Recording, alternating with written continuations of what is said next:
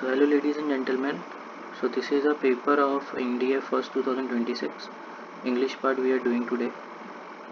So the first question is about the nearest meaning synonyms. So about the Jataka tales present moral narratives in the form of allegories. तो ये कुछ एक किताब है जटाका tales करके, तो उसमें जो भी मोरल नरेटिव्स दिए हैं वो एलिगोरीज के फॉर्म में दिए हैं। तो इसका मीनिंग देखना है। Aphorisms, adages, enjoinments and parables. तो इसका मोस्ट अप्रोप्रिएट आंसर हो जाएगा पैराबल्स। तो पैराबल्स का मतलब ये होता है कि किसी चीज़ का स्टोरी जो है उसका मोरल हो, सिद्धांत हो कुछ भी, और इन तीनों के मतलब आपको नहीं पता होंगे।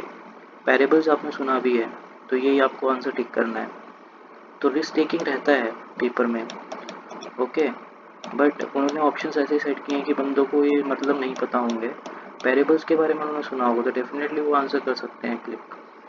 ही was upgraded for appearing in court in the state of inebriation. तो कोर्ट में वो अपीयर हुआ है, और अपग्रेडेड का मतलब है उसको रिब्यूक किया, डांटा फटकारा, क्योंकि वो इनएब्रिएशन की फॉर्म में था। इट मीन्स वो ड्रंक करा हुआ था, इंटॉक्सिकेशन इसको बोल सकते हैं। ओके, तो इसका आंसर हो जाएगा intoxication. The obstreperous behavior of the student inside the classroom due to the attention of the principal। अब कुछ ऐसा नेगेटिव बिहेवियर हुआ है जिसकी वजह से टेंशन का, प्रिंसिपल का टेंशन सीक हुआ है, तो नेगेटिव बिहेवियर है, तो negativity match with the disorderly. Okay, आपका होमवर्क ये रहेगा कि ऑब्नॉक्सियस और इनकॉस्पियस, इसका आपके मीनिंग आपको लिखने हैं कॉपी में, क्योंकि दोनों वर्ड्स बहुत इंपॉर्टेंट हैं। Then our fourth question states that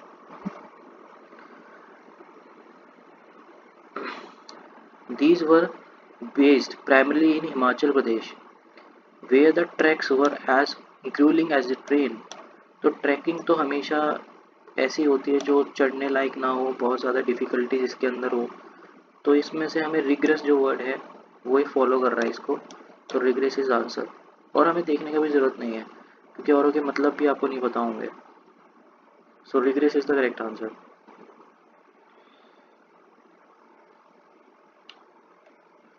5. I think they would wish for some more adjournment. Okay, adjournment means, sorry, adornment। adornment का मतलब होता है कि किसी चीज़ को सजाना। Okay, so they think they wish to for some more decoration around the school campus for a special function. तो हम ये भी समझ रहे हैं कि स्पेशल फंक्शन है स्कूल कैंपस में, कुछ ऐसा एडॉर्नमेंट किया जा रहा है, सजाने का काम किया जा रहा है। देखो सारे ऑप्शन अजीब से दे दिए, बट एक वर्ड जो दिया है डेकोरेशन, वही आपका आंसर है। तो सिर्फ रिस्क टेकिंग ही देखा जा रहा है इसके अंदर, तो हमें रिस्क लेना पड़ेगा। बट आप रिस्क टेकिंग कर रहे हो तो डेफिनेटली आप क्वेश्चंस को सॉल्व भी कर पा रहे हो। Question number 6। The travel company tried to identify destinations that were off the beaten track। मतलब ऐसा हमें वो देखना चाह रहा है ना जो ऑफ द बीटन ट्रैक हो चुके हैं, जो अनफ्रिक्वेंटेड है, मतलब जो जहाँ पे हम विजिट नहीं कर रहे हैं। Okay,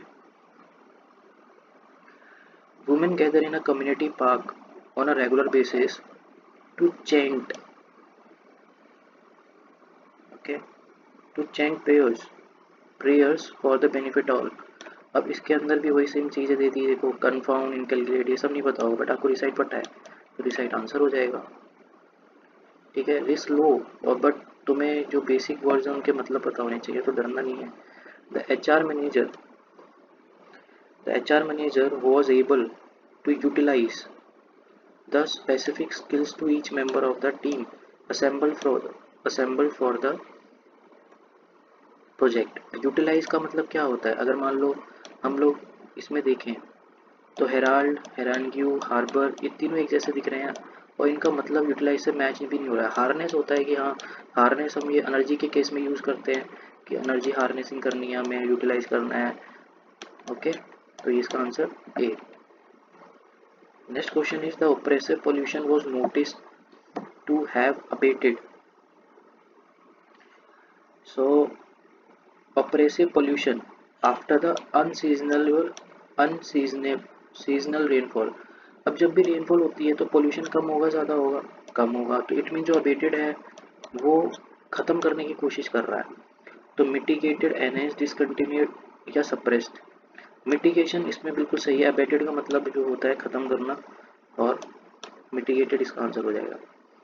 ambiguous, which is not clear, often the context, the structure of ambiguous statement is difficult to discern। अब इसने इसमें थोड़ा सा डिफिकल्टी ये दे दी कि डिफिकल्टी नहीं है बट सोचने वाली बात है। एम्बिगुअस का मतलब which is not clear, which is not clear mean absolutistic, मतलब जो एब्सोल्यूट है, एक्सप्लिसिट, क्रिप्टिक, सॉलिस्टिक, जो भी है। अब हमें पता है कोई चीज़ क्रिप्टिक फॉर्म में होती है, it means which is not clear. Okay, तो सोचने वाली बात है, अगर एक बार सारे वर्ड्स को पढ़ेंगे और सोचेंगे कि वो कहाँ पे यूज़ होते हैं। क्रिप्टिक पासवर्ड भी बोलते हैं हम लोग, तो विच इज़ नॉट क्लियर, तो answer is C. now now this is question number 11। it is about एंटोनियम्स।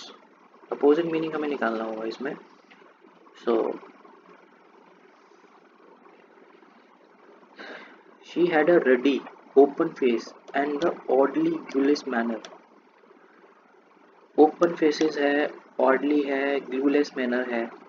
कैकोफोनस भी नेगेटिव है, रेडी भी हमें नेगेटिव पता चल रहा है, बट हमें एंटोनियम निकालना है इसका अपोजिट मीनिंग। मतलब रेडी तो मतलब एक टाइप से नेगेटिव हो जाता है।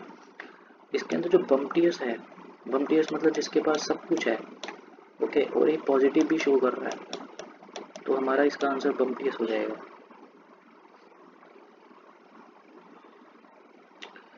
The next question is bumptious means innocent and all.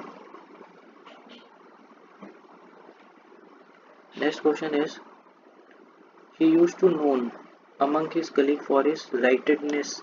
rightedness मतलब सही, जो सही चीज़ों के लिए जाना जाए। अब rightedness आपको पता है, तो इनक्रेडुलिटी, इनक्रेडिबल या इनक्रेडिबल, ये पॉजिटिव सेंटेंस है, पॉजिटिव है, ये वर्ड है। एब्जॉर्बिविटी, इंजेन्युइटी, इन्यूटी। अब ये इनमें हो सकता है कि आपका इनमें से आंसर है, बट इसमें पकड़ में नहीं पा रहे हैं क्योंकि पॉजिटिव का पॉजिटिव।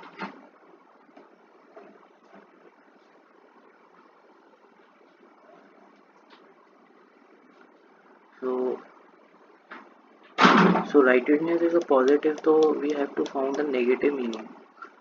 तो ingenuity, absorptivity and ingenuity, तो इस क्वेश्चन को आप छोड़ेंगे क्योंकि इनक्रेडिबिलिटी जो भी है वो भी नेगेटिव पॉजिटिव ही है, और इन तीनों में से आंसर हो सकता है, बट आंसर इज इन्यूटी, ये भी मोरल होता है इसका answer. He found the musical rendition by the septuagenarian maestro to be listless। now listless means he found a musical, कुछ भी है, म्यूजिकल रिटेंशन है, सेप्टेजिनल मास्टर टू बी लिस्टलेस। अब लिस्टलेस का यह मतलब हो सकता है कि नेगेटिव, कि हमें नहीं पसंद आ रहा है या कुछ भी और। अब नेगेटिव का हमें पॉजिटिव ढूंढना है। वियरिंग नेगेटिव है, अन लगा चुका है एडिफाइंग में, ये भी नेगेटिव बना रहा है, अनएंगेजिंग भी नेगेटिव बना रहा है, जो सिंटिलेटिंग है इसका मतलब भी नहीं पता क्योंकि नेगेटिव पॉजिटिव ही देख रहा है, तो ये पॉजिटिव मीनिंग शो कर रहा है, तो ये हमारा आंसर हो जाएगा। The official accused of expenses was found to be disingenuous. अब जो डिसइंजीनियस है, डिसइंजीनियस से हमें ये पता चल रहा है कि एक नेगेटिव मीनिंग की भावना आती है। सो नेगेटिव मीनिंग है ये, अगर नेगेटिव है तो हमें पॉजिटिव ढूंढना है। डुप्लीकेटिव जो है वो भी एक नेगेटिव है, ओके। देन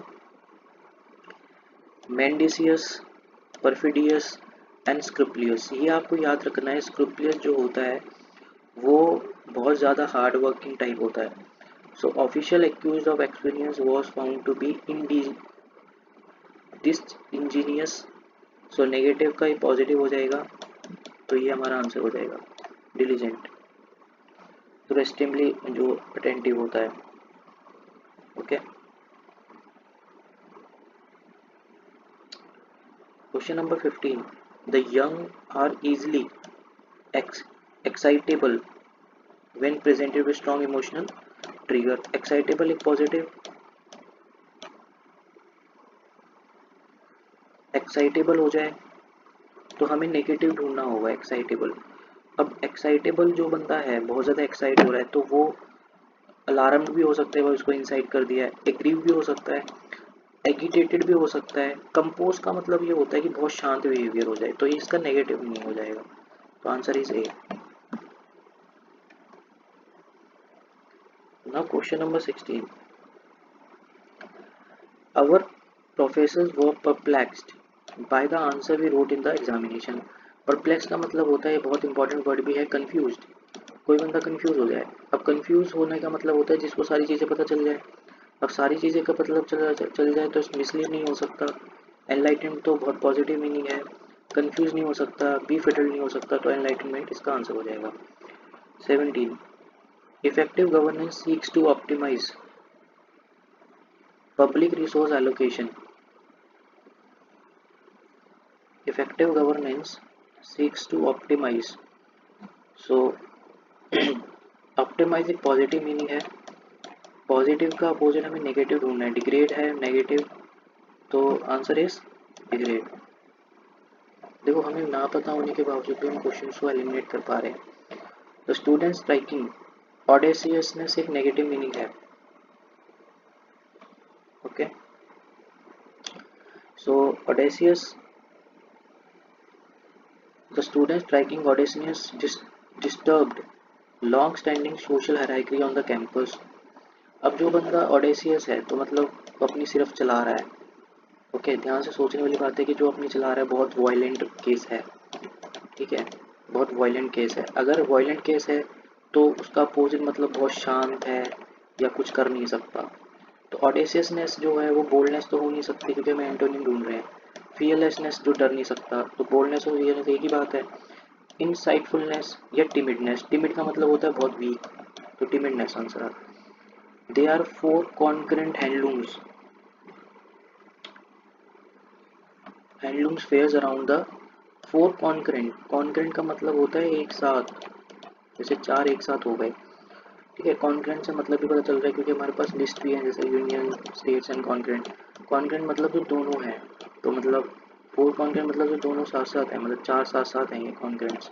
तो हमारा आ जाएगा, sorry, concurrent means yes definitely.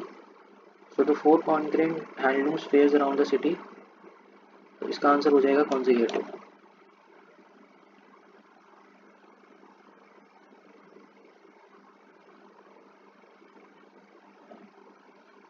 Next question is lucidity. Lucidity means lucidity is a desired quality in the effective communication. communication उसी की अच्छी है जिसके अंदर lucidity है। lucidity का मतलब है जो क्लियर है। इसका अपोजिट हो जाएगा जो क्लियर नहीं है। जो क्लियर नहीं है वो क्या हो जाएगा, एम्बिग्यूटी। तो ambiguity is the correct answer. Okay, so this is our video of synonym and antonym, very important. You can watch it and eliminate the various options by seeing that what are the negatives and what are the positive. You are going to do 90% easily from here. Thank you.